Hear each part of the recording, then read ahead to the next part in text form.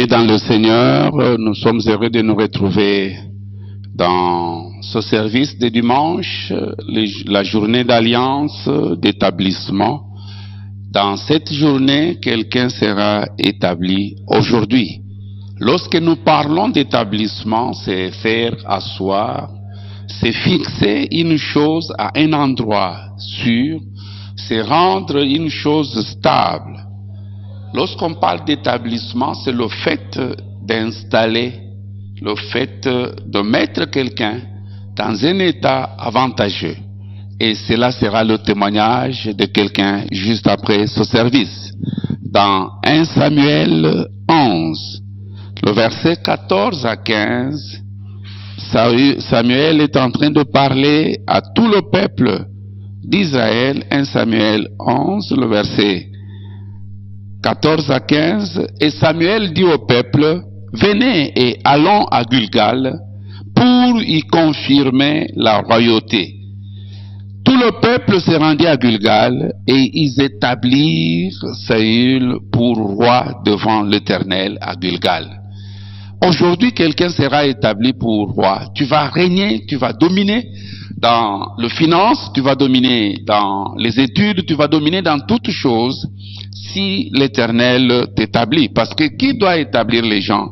1 Samuel 12, le verset 6 me dit, alors Samuel dit au peuple, c'est l'Éternel qui a établi Moïse et Aaron et qui a fait monter vos pères du pays d'Égypte. Donc, l'Éternel va établir quelqu'un aujourd'hui dans cette journée d'établissement. Et quelqu'un peut se demander quand est-ce que je dois être établi. Alors, 2 Samuel 3 plutôt, 2 Samuel 3, le verset 18 nous répond. 2 Samuel 3, le verset 18, la Bible nous dit, commençons par le verset 17 et 18, Abner eut un entretien avec les anciens d'Israël et il leur dit, vous désirez autrefois d'avoir David pour roi. Tu peux remplacer le nom de David par ton nom.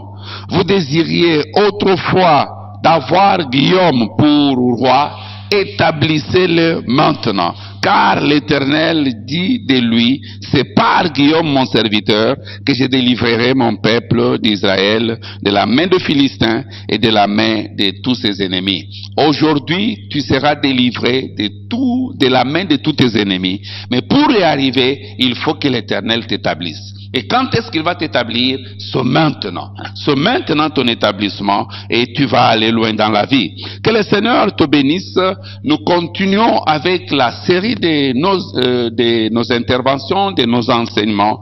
Chaque dimanche, vous savez, dans ce mois où servir Dieu paye le plus, nous partageons le thème servir Dieu et l'intérêt de son royaume paye l'incomparable. Servir Dieu et l'intérêt de son royaume paye l'incomparable. Bien-aimés, nous avons défini ce que c'est servir le dimanche passé. Nous avons dit que c'est s'acquitter de certains offices, s'acquitter de certaines obligations envers une personne ou une collectivité. Et quand tu es en train de t'acquitter de certaines obligations envers Dieu, tu es en train de le servir. Et nous avons vu que le service de Dieu consiste en deux volets. Nous avons le service spirituel et le service physique. Mais ce qui est important est que servir Dieu paye l'incomparable. Et lorsque nous servons Dieu, bien aimé, servir Dieu n'est pas une activité religieuse. Beaucoup de gens ont pris servir Dieu comme une activité religieuse. Voilà pourquoi ils le font quand ils veulent. Mais servir Dieu, c'est une affaire. Dans Luc chapitre 2, lorsque les parents biologiques de Jésus les rencontrent au temple, ils étaient inquiets. Ils se demandaient où se trouve l'enfant. Et lorsqu'ils trouvent l'enfant, ils lui disent, mais fils, pourquoi tu nous as fait ça? Ta mère et moi, on était inquiets. Mais écoutez la réponse que le maître leur donne. Dans Luc chapitre 2, le verset 49, il leur dit, pourquoi me cherchez-vous? Ne savez-vous pas qu'il faut que je m'occupe des affaires de mon Père? Bien-aimé, servir Dieu, c'est une affaire. Et un homme d'affaires a une autre approche par rapport à quelqu'un qui n'est pas homme d'affaires. Et quand tu sers Dieu, tu es en train de faire les affaires avec Dieu. Et dans chaque affaire, il y a du profit. C'est pourquoi ce mois ne finira pas. Tu vas avoir ton profit. Dans chaque affaire, il y a les intérêts. Dans chaque affaire, il y a de bénéfices. Alors, quels sont les bénéfices que nous avons lorsque nous servons Dieu? Lorsque vous servez dans une société, il y a ce qu'on appelle des indemnités, il y a des avantages, il y a même des primes. Mais quand tu sers Dieu, tu as vraiment des avantages, tu as des primes, tu as des bénéfices, plus que ce que le monde peut t'offrir. Le premier bénéfice que nous avons lorsque nous servons Dieu, servir Dieu assure notre avenir. Lorsqu'on parle de l'avenir d'une chose, on parle de son futur. On parle de ce qui va venir. Et lorsque vous servez Dieu, il vous donne un futur merveilleux. Il vous donne un futur qu'aucun homme ne peut vous donner. Dans Exode 23, le verset 25 à 26, ce passage sera notre passage tout au long de ce mois. On va tout le temps retourner là-bas. Exode 23, le verset 25 à 26, la Bible nous dit, vous servirez l'Éternel votre Dieu, et quand vous le servez ainsi, la Bible nous dit, il bénira vos pains, il bénira vos eaux, et j'éloignerai la maladie du milieu de toi. Il dit, il n'y aura dans ton pays ni femme qui avorte, ni femme stérile, et je remplirai le nombre de tes jours. Personne ne va écourter tes jours sur la terre. Quand tu sers Dieu, Dieu sécurise que tu puisses vraiment accomplir le nombre de jours qu'il a destinés pour toi. Quand tu sers Dieu, vous savez, pour que tu assures le nombre de jours, il faut que les maladies soient loin. Voilà pourquoi il a dit, j'éloignerai la maladie du milieu de toi. Et dans Malachie chapitre 3, le verset 17 à 18, Malachie chapitre 3, le verset 17 à 18, qu'est-ce que la Bible nous dit concernant le service que nous rendons à notre Père à notre Père céleste? Malachie chapitre 3. On va lire ensemble dans Malachie chapitre 3. Le verset... Commençons par le verset 16e, la Bible nous dit, alors ceux qui craignaient l'Éternel se parlèrent l'un à l'autre. L'Éternel fut attentif et il écouta.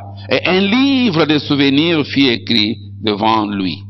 Pour ceux qui craignent l'Éternel et qui honorent son nom, ils seront à moi, le verset 17, dit l'Éternel des armées, ils m'appartiendront au jour que je prépare. J'aurai compassion d'eux comme un homme a compassion de son fils qui les sert. J'aurai compassion d'eux comme un homme qui aura compassion de son fils qui les sert. Pas de tout le fils, mais de son fils qui les sert. Quand toi tu sers Dieu, Dieu aura compassion de toi. Et au verset 18, il dit, et vous verrez de nouveau la différence entre le juste et le méchant, entre celui qui sert Dieu et celui qui ne le sert pas. Je suis très rassuré dans mon cœur que dans ce mois de juin, les voisins verront la différence. Tes collègues verront la différence. Partout où tu seras, on verra que réellement tu sers Dieu. Le deuxième bénéfice que nous avons, lorsque nous servons Dieu et l'intérêt de son royaume, ces services nous assurent une paix qui dépasse toutes les connaissances. Lorsqu'on parle de la paix, on parle du calme, du repos, de tranquillité intérieure. Quelqu'un qui est dans le repos, c'est quelqu'un qui connaît bien que non, tout va bien avec lui. Et vous savez, j'ai trouvé une définition de la paix que le dictionnaire nous donne. Il dit, on appelle paix une traité qui termine une guerre. C'est pour dire, après, quand tu vas commencer à servir le Seigneur, il y aura des traités qui vont terminer ta guerre avec la pauvreté. Il y aura une traité qui va terminer ta guerre avec la maladie. Il y aura une traité qui va terminer ta guerre avec, tu connais ce qui est en train de te combattre dans la vie. Et quand tu sers Dieu, toi tu auras un repos. Dans Luc chapitre 10, le verset 5. Luc chapitre 10, le verset 5, voilà ce que la Bible nous dit. dans Luc chapitre 10, le verset 5, il dit, dans quelque maison que vous y entrez, dites d'abord que la paix soit sur cette maison. Et quand tu dis ça, tu ne peux déclarer que lorsque toi-même tu as la paix. Donc quand tu sors pour aller servir Dieu, Dieu te charge de sa paix et c'est cette paix que toi aussi tu communiques. C'est pourquoi partout où vous êtes, recevez la paix de Dieu. C'est le repos qui va faire que tous vos besoins puissent avoir leur satisfaction. Dans Galates chapitre 6, le verset 7 à 9, la Bible nous dit, Galates 6, verset 7 à 9, la Bible nous dit, ne vous y trompez pas, on ne se moque pas de Dieu. Ce qu'un homme aura semé, il le moissonnera aussi. Celui qui sème pour sa chair moissonnera de la chair la corruption, mais celui qui sème pour l'esprit moissonnera de l'esprit la vie éternelle. Ne nous lassons pas de faire le bien, car nous moissonnerons au temps convenable si nous ne nous relâchons pas. Bien-aimé, si tu ne te relâches pas, tu vas moissonner. Et ça, c'est le temps où tu vas moissonner. Tu vas moissonner au-delà de ce que tu pensais. Bien-aimé, regardez l'exemple des enfants d'Israël. Lorsque Moïse le fait sortir de la terre d'Égypte, ils sont en train de partir. Ils avaient la joie, ils ont chanté. Mais subitement devant eux, il y a la mer Rouge. Waouh! Ces gens n'avaient pas de pirogue. Ces gens n'avaient rien pour traverser. Ils avaient des enfants, ils avaient leur bétail. Comment allaient-ils traverser? Alors que derrière eux, il y avait un pharaon qui venait. Le pharaon venait avec toute son armée. Devant eux, la mer Rouge. Je suis venu déclarer à quelqu'un, la paix de Dieu, qui surpasse toute connaissance, soit avec toi devant les obstacles. Parce qu'il y a quelque chose que Dieu va opérer. C'est lorsque nous sommes dans la paix que Dieu aussi se manifeste. Là où on ne peut pas faire le chemin, Dieu est capable de faire le chemin. Si toi tu as la paix, il va faire le chemin dans ta destinée. Et tu vas jouir de grandes choses. Ce peuple a commencé à crier. Et c'est pour la première fois, bien-aimé, que je vois Dieu contredire son serviteur. Au verset 13e, Moïse répondit au peuple, ne craignez rien, restez en place. Et regardez la délivrance que l'Éternel va vous accorder en ces jours. Car les Égyptiens que vous voyez, vous ne le verrez plus jamais. Je suis venu déclarer à quelqu'un, avec la paix de Dieu, par tes services que tu as rendus, la pauvreté que tu vois aujourd'hui, tu ne la verras plus jamais. Toute chose qui te suit, qui te poursuit pour détruire ta destinée, que tu vois aujourd'hui, à cause de tes services pour l'Éternel, et par la paix du Seigneur, tu ne verras plus jamais ces choses. Au verset 14e, l'Éternel, Moïse dit, l'Éternel combattra pour vous, et vous gardez silence. Mais regardez le verset 15, l'Éternel dit à Moïse, pourquoi ces cris? Pourquoi? Parle aux enfants d'Israël, et qu'ils marchent. Or, Moïse disait, restez en place. Dieu dit non. Quand vous avez ma paix, vous marchez pour confronter les obstacles. Quelqu'un va marcher, il va jouir de grandes choses. Et le troisième bénéfice que le service nous offre, c'est la santé et la vitalité. Lorsqu'on parle de la vitalité, c'est la force de la vie. Je regarde quelqu'un comme Caleb, déjà à l'âge avancé. Il dit à Josué, j'ai encore la force. J'ai encore la même vigueur que j'avais quand j'avais 40 ans.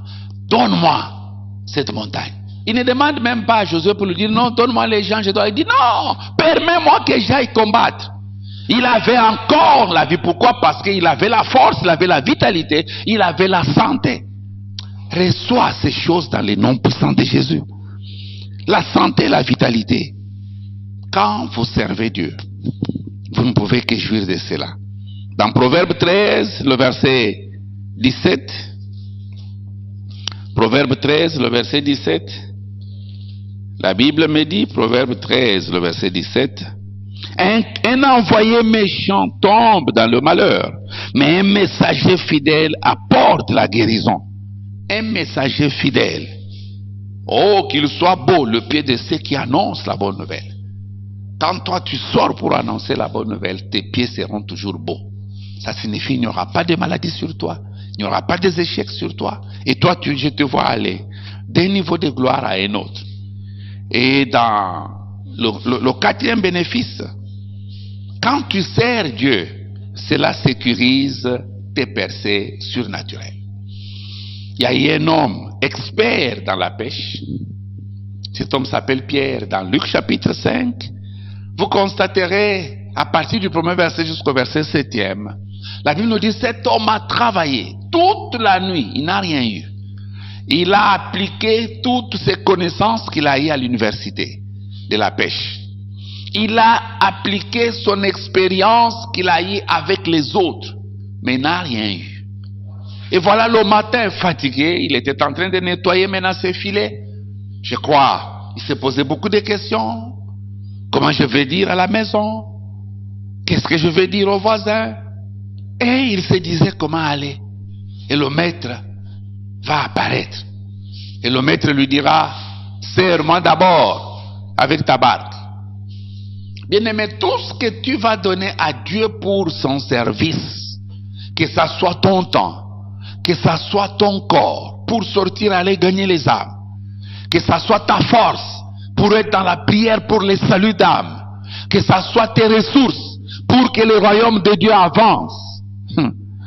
Cela va créer, cela va sécuriser de percées surnaturelles qu'aucun monde ne peut offrir.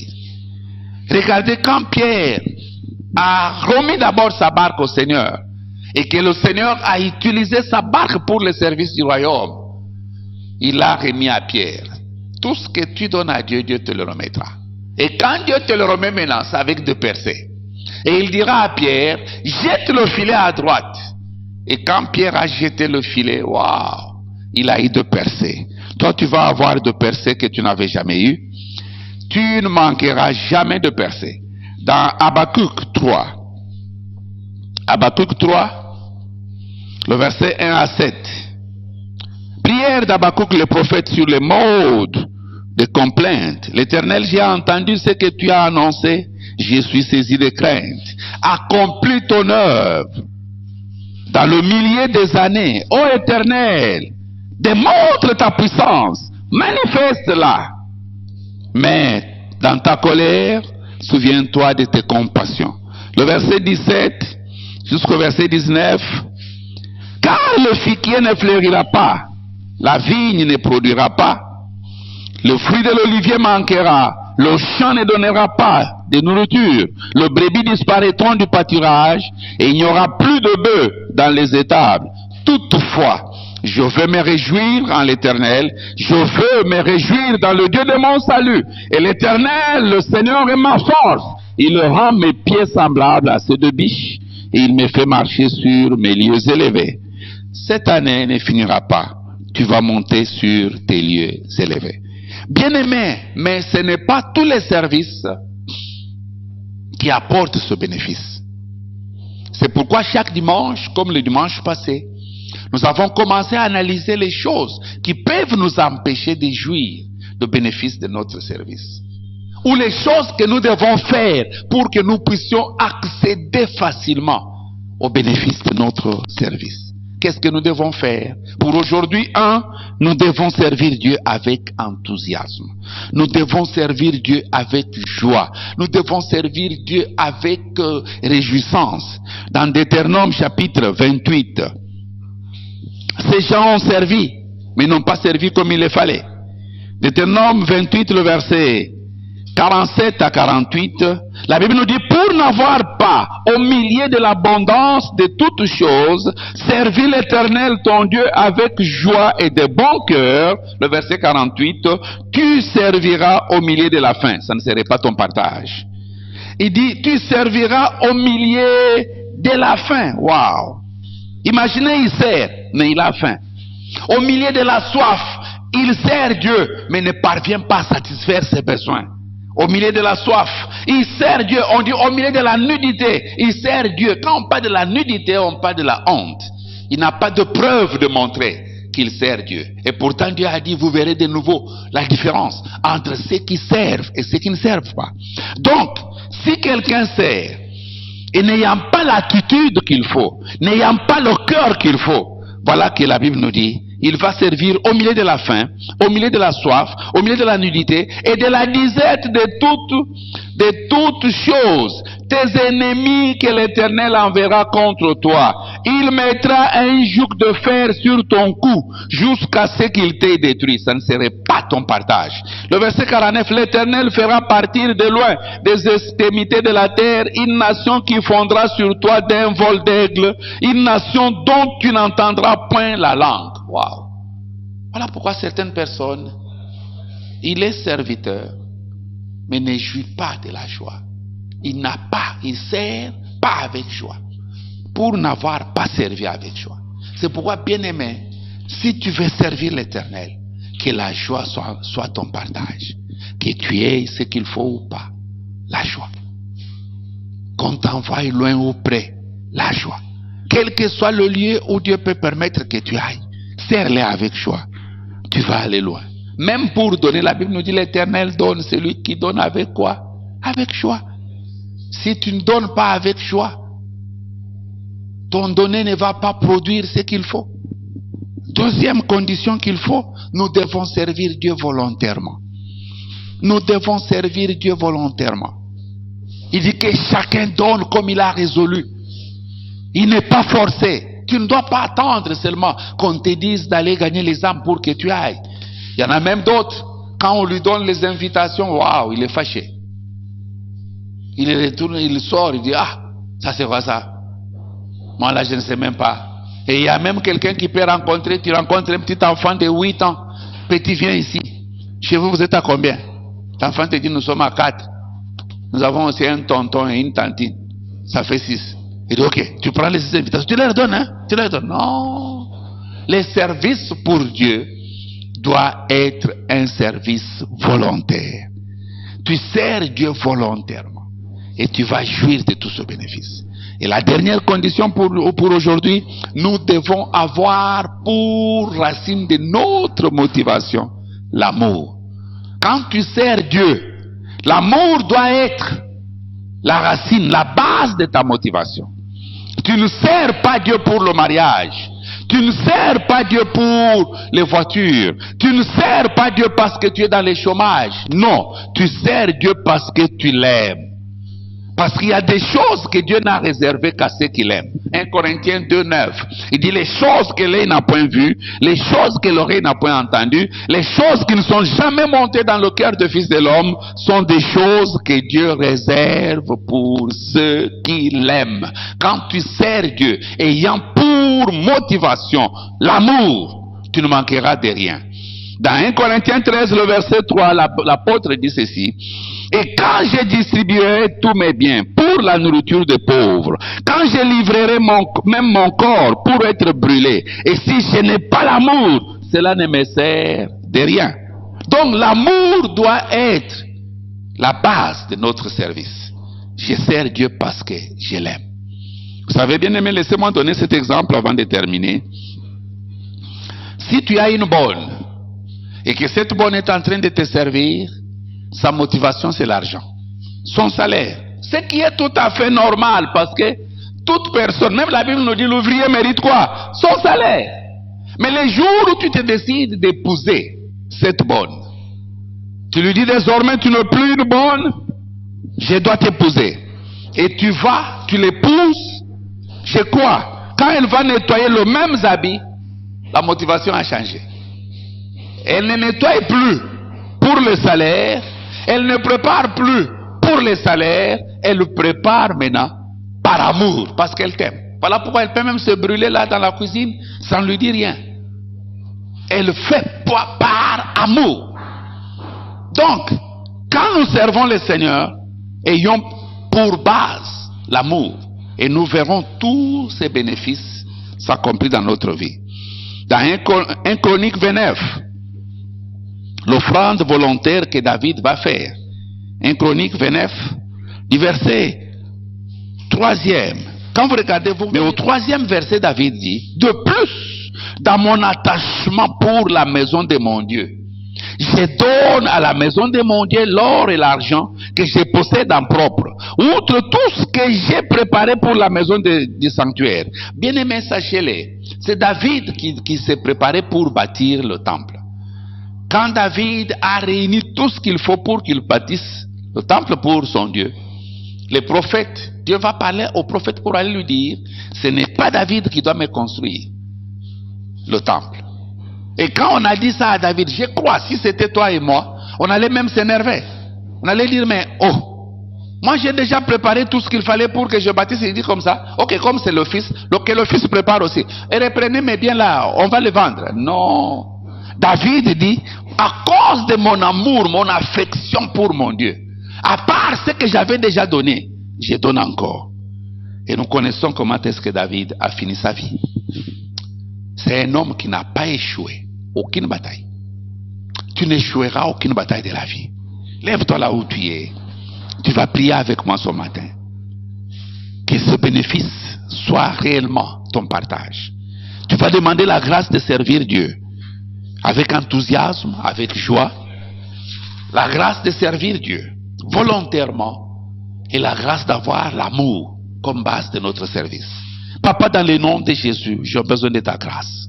Ta grâce pour te servir volontairement, avec joie, ayant l'amour comme base. Merci notre Père pour cette grâce. C'est dans le nom de Jésus que nous avons ainsi prié. Amen. En faisant une telle prière, bien-aimé, cette grâce est déjà sur toi. Et je crois fermement qu'avant que ce mois de juin finisse, tu seras compté parmi les grands de ton pays. Mais pour en arriver, bien-aimé, il y a certaines personnes dont leur prière ne peut pas arriver. Pourquoi? Quand tu es dans le péché, ta prière c'est une abomination. Mais il n'y a qu'un seul moyen, la repentance. Quand ces gens ont écouté les discours de Pierre, ils ont posé une belle question. Ils disent, hommes frères, que ferions-nous? Et Pierre leur dit, repentez-vous et convertissez-vous. Car la promesse est pour vous. Car les bénéfices sont pour vous, pour vos enfants et pour tous ceux de loin. C'est pourquoi je voudrais prier avec toi. Toi qui as suivi ce message et qui veux te repentir ce matin, dis après moi, Seigneur Jésus, je reconnais que je suis un pécheur. Je ne peux pas me sauver. Je te remets mon cœur. Entre dans mon cœur, sois mon Seigneur et mon Sauveur personnel. Pardonne mes péchés que je fais consciemment ou inconsciemment. Inscris mon nom dans ton livre de vie et lave-moi par ton sang précieux. Aujourd'hui, je te reçois dans mon cœur comme mon Seigneur et mon Sauveur personnel. Et je suis sauvé. Je suis né de nouveau. Je suis enfant de Dieu. Après avoir fait une telle prière, bien-aimé, tu es réellement enfant de Dieu. Et tout enfant a besoin pour grandir des adultes, afin de l'aider avec la nourriture, de l'orienter. Voilà pourquoi là où tu es, localise une église où Christ est prêché en vérité et en esprit et joins-toi à eux. Si tu es ici à Kinshasa, s'il te plaît, dès que les choses seront normalisées, nous t'attendons sur la route de Matadi, au numéro 5, dans le quartier d'Ibeuz, ici à Mongafula, particulièrement au niveau des triangles de la Cité Verte, en face de la pompe d'essence indienne. Vous êtes bénis, que le Seigneur vous bénisse. On se retrouve mercredi. Soyez bénis.